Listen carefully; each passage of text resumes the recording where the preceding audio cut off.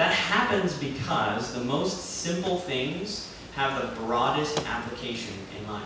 They apply to the most ideas.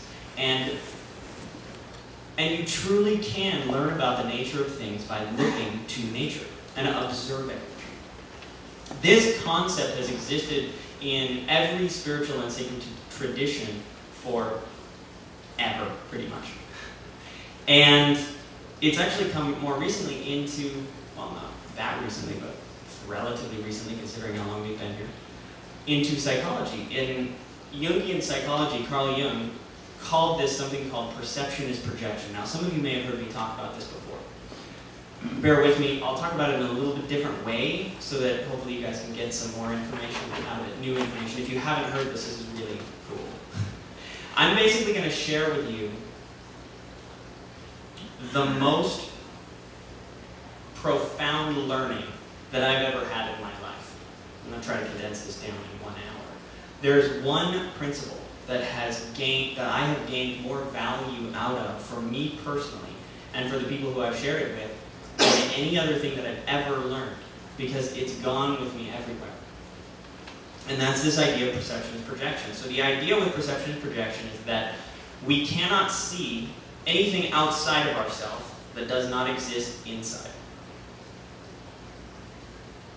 We are projecting everything out into the world that is going on inside.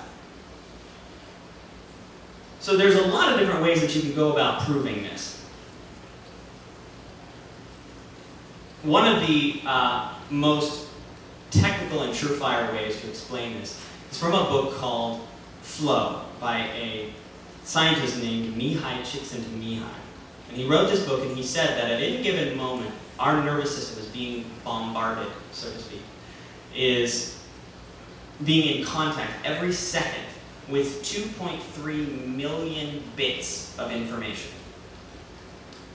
So every single moment, every second, you guys are your senses are picking up 2.3 million bits of information.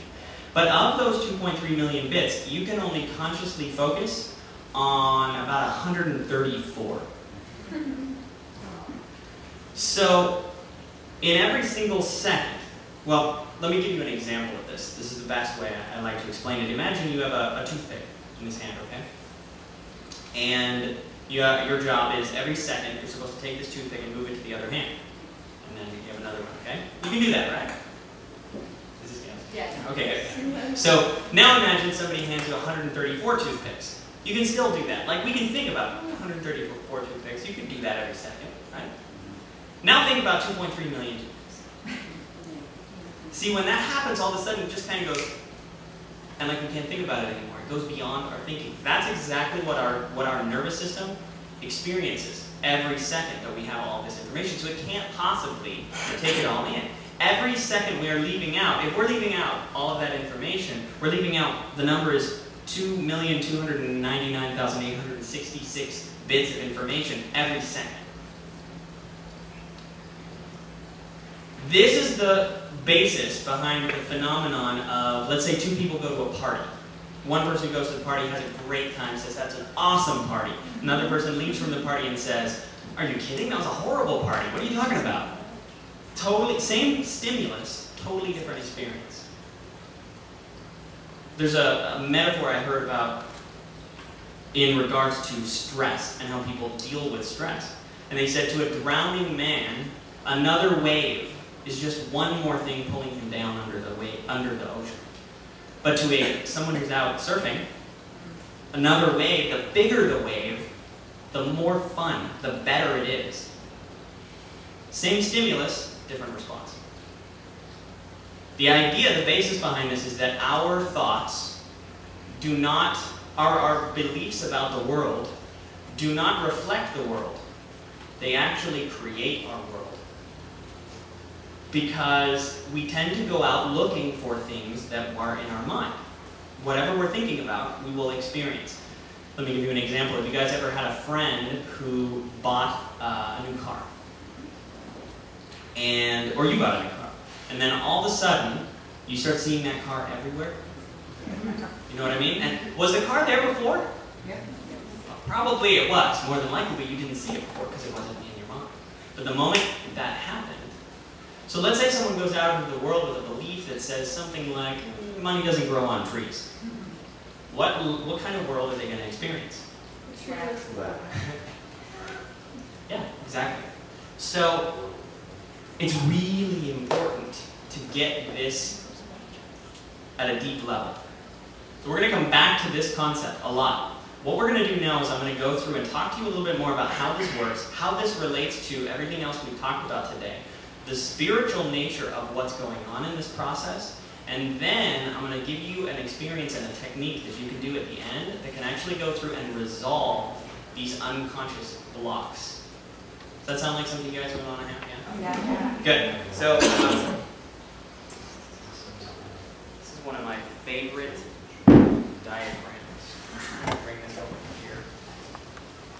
Get it on the camera. Okay.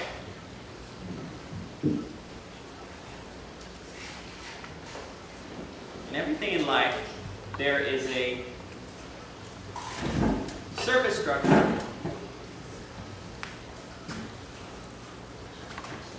and a deep structure.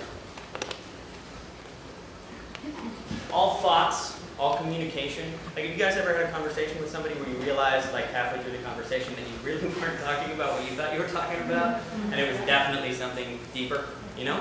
There's different levels to what's going on. Most of the time, we're conscious of maybe that much. But the rest of it is still going on. We just aren't aware of it. So, when most of us communicate, well, here, I'll start with the bottom. Here, at the bottom we have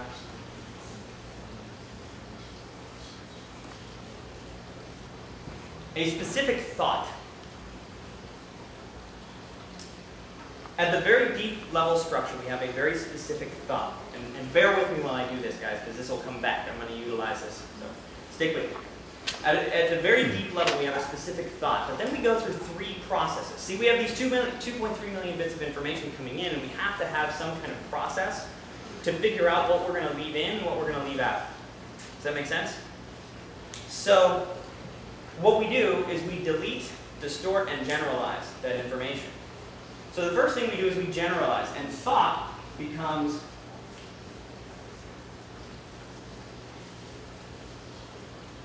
thoughts.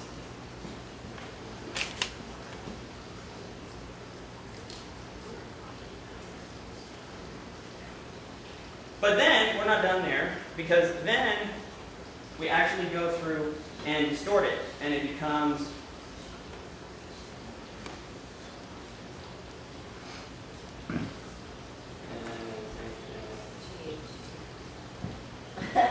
who gets it?